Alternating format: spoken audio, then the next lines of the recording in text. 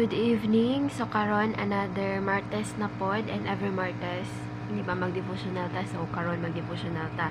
And karon I'm not feeling well di ay, like gihilantan ko. Kung makita nimo sa akong namong 2 days na ko ay ligo and pati nakalgaga akong buhok, and gani ganina wala jud ko ni screen la kay lain kay akong pamati, malipong ko inig bangon, and wala po ko ituon kay pa magtuon ko musakit akong ulo, and until now init-init ba ko, so I decided nga mo absent lang sa, and humana naman tag prayer, wala na lang ako gi-video ang prayer kay kalas og MB, and di man pud pwede like mag-share ko sa akong prayer dire kay gusto ko ang prayer na ko is private lang. So karon decided na so karon I decided nga magsugod na ta sa kanta, ang video magsugod sa kanta.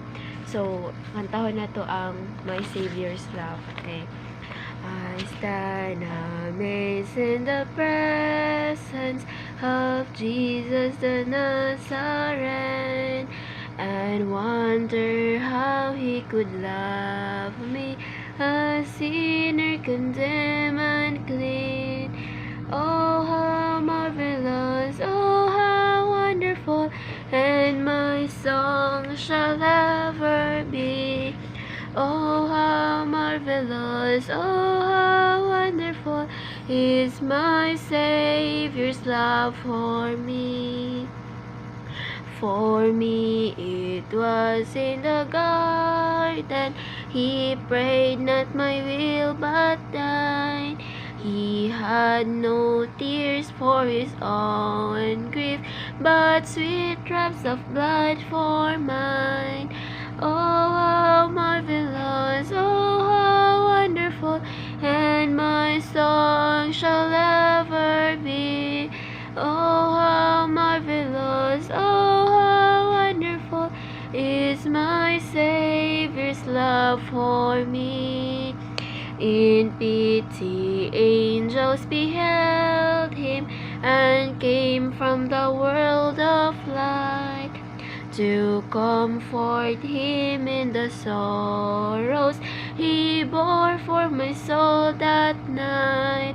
Oh, how marvelous, oh, how wonderful, and my song shall ever be.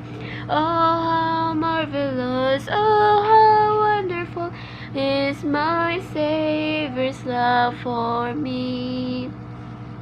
He took my sins and my sorrows, he made them his very own. He bore the burden to Calvary, and suffered and died alone.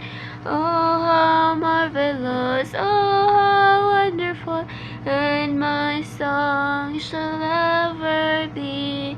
Oh, how marvelous, oh, how wonderful is my Savior's love for me. When with the ransom in glory his face at last shall see, 'twill be my joy through the ages to sing of his love for me. Oh, how marvelous, oh, how wonderful, and my song shall ever be. Oh, how marvelous, oh, how wonderful is my Savior's love for me.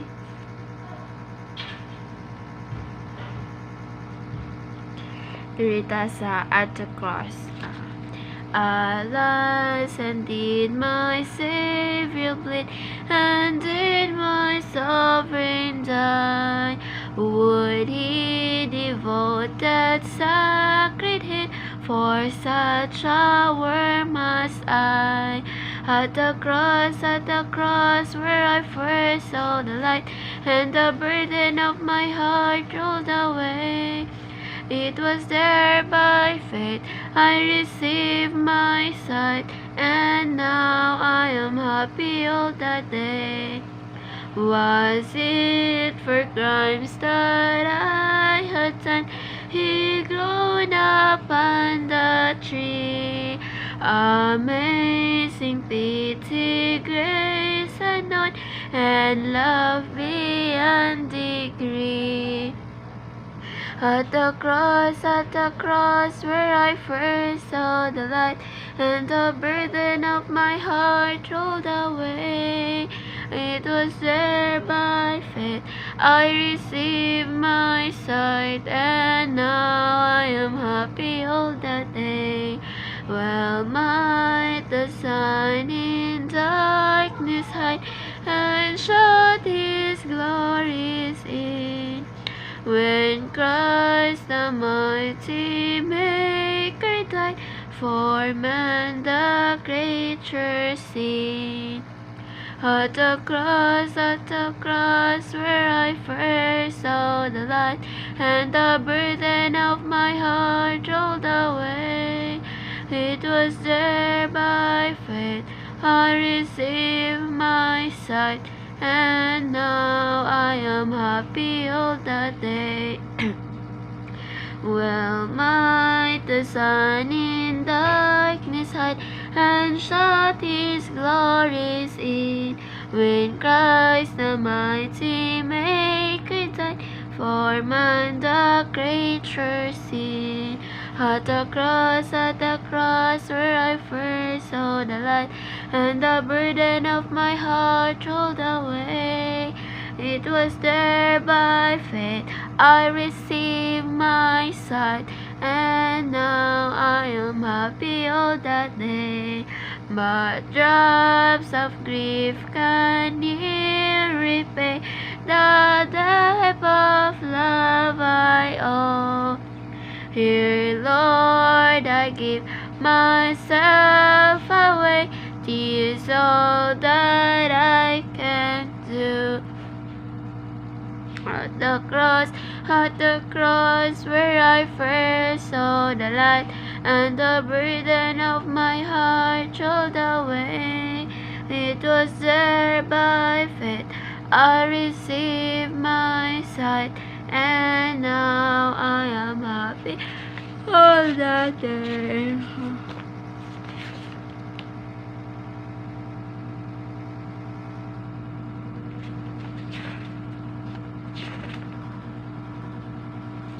He will carry you. There is no problem too big, God cannot solve it. There is no mountain too tall, God cannot move it. Oh, if He carried the weight of the world upon His shoulders, I know, my brother, that He will carry you. Oh, if He carried the weight of the world upon His shoulder, I know, my sister, that He will carry you. He said, come unto me, all who are weary, and I will give you rest. There is no storm too dark, God cannot calm it. There is no sorrow too deep, He cannot solve it. Oh, if He carried the weight of the world upon His shoulders, I know, my brother, that He will carry you. Oh, if He carried the weight of the world upon His shoulders, I know, my sister, that He will carry you. He said, come unto me, all who are weary, and I will give you rest. Ngayon kong sorry sa akong kayabag. Hindi ko familiar about sa chorus, but then hindot siyang mensahe, and I hope inyo message ang inyong gisabot, and ang message will carry you, like you mean diri nga kung unsa man kadako imong problema, unsa man ka bugat imong kasakit, unsa man ka lisod, di mo kinabuhi nga feel di mo di na ma-solve ang mga issues sa imong life, mga traumas, mga trials, mga insecurities, tanang issue sa life, problem every day, financial problem, sa panadya problem, family problem, love life, panad ni mga problem dira.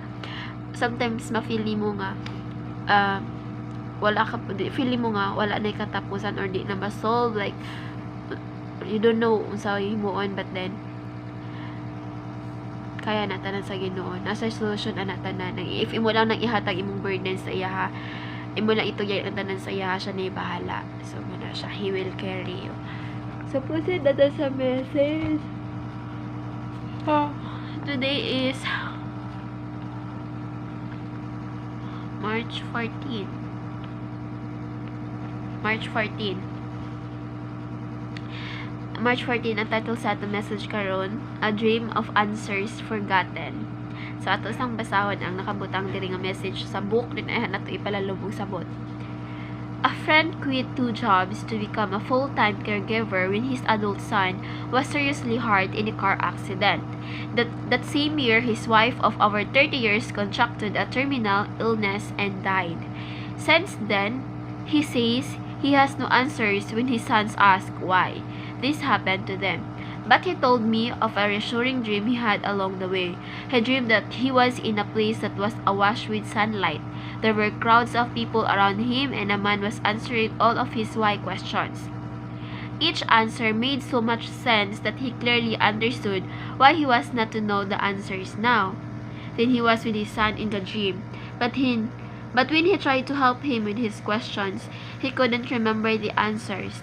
But even that seemed okay, and then he woke up. My friend's experience reminds me of another friend of God who suffered with unanswered questions. Job 7 verse 20 to 21. Only when God finally broke his silence and gave Job a vision of himself in the wonder of creation did Job find something that was better than answers. Only then did Job find peace in knowing that our God has good and even wonderful reasons to trust Him.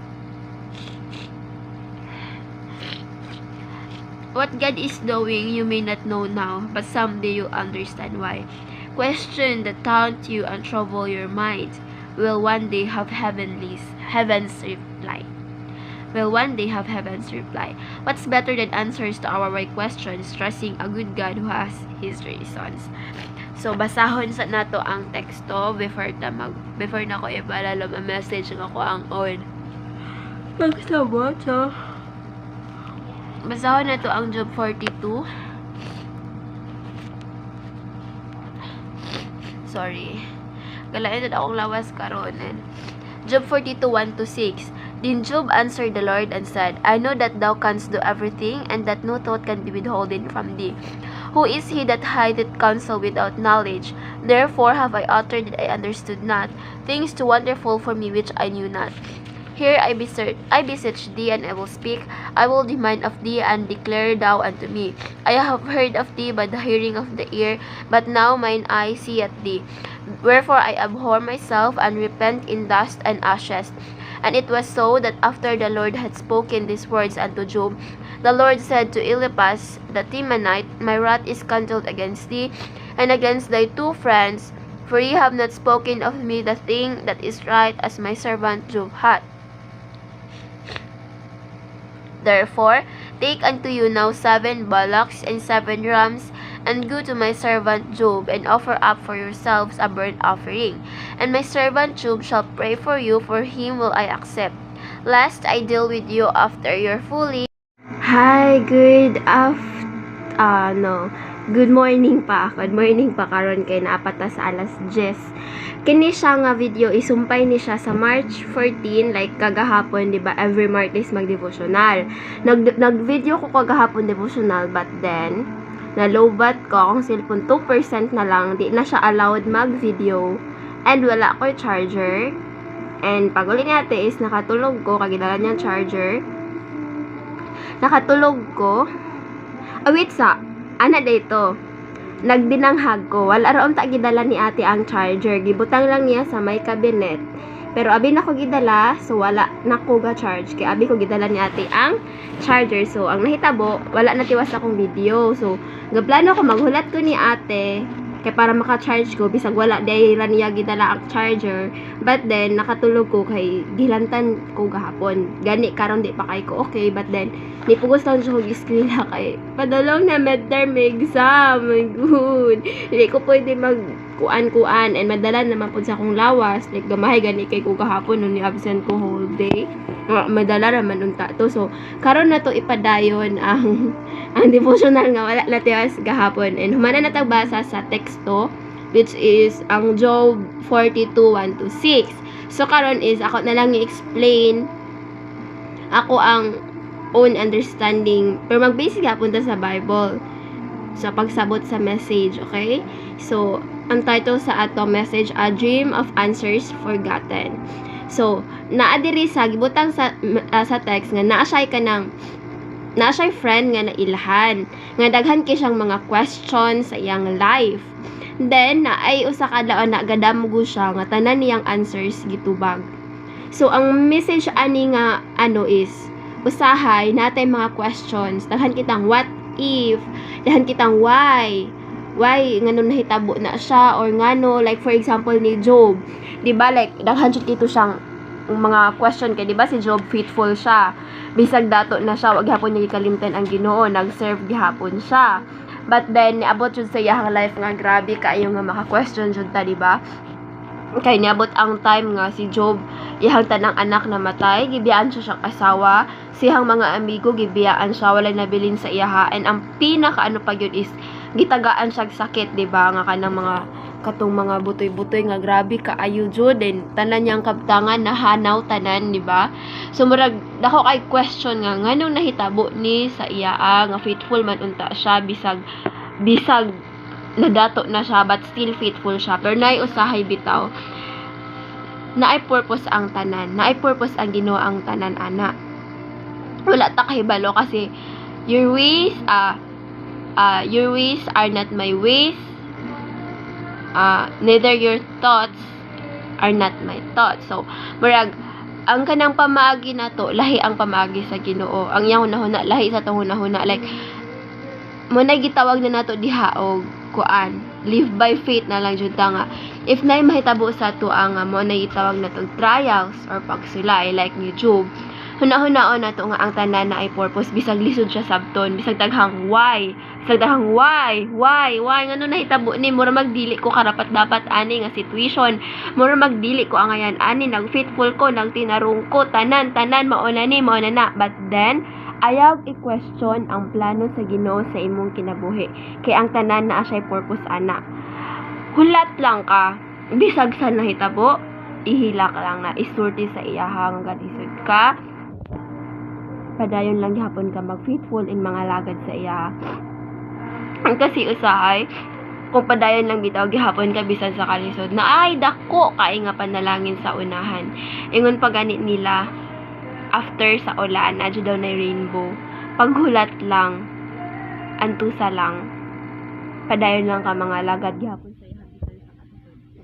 Sa umo ana siya, ayaw i-question ang Ginoo kay siya'y nakahibalo sa tanan, dili kanya pasagdan kay anak kanya, dili kanya ibutang sa usa ka sitwasyon nga dili nimo kaya, dili ka tagaan niyang problema nga dili nimo kaya, kabalo siya nga kaya nimo na sumunang iyang gihatag nimo. Dapat pasalamat ka kay sa ko problema inani, it means strong na ako gitagaan sa gay inani nga problema, kay makatagaan niya problema nga kabalo siya nga dili nimo kaya. So positive na lang ta, dapat pasalamat ka na kay dako ang problema. Yeah, wow, strong na jud ko gitagaan ko sa Ginoo inani ka daw nga problema.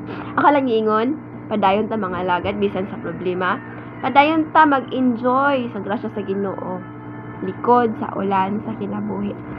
Yan lang po, bye bye.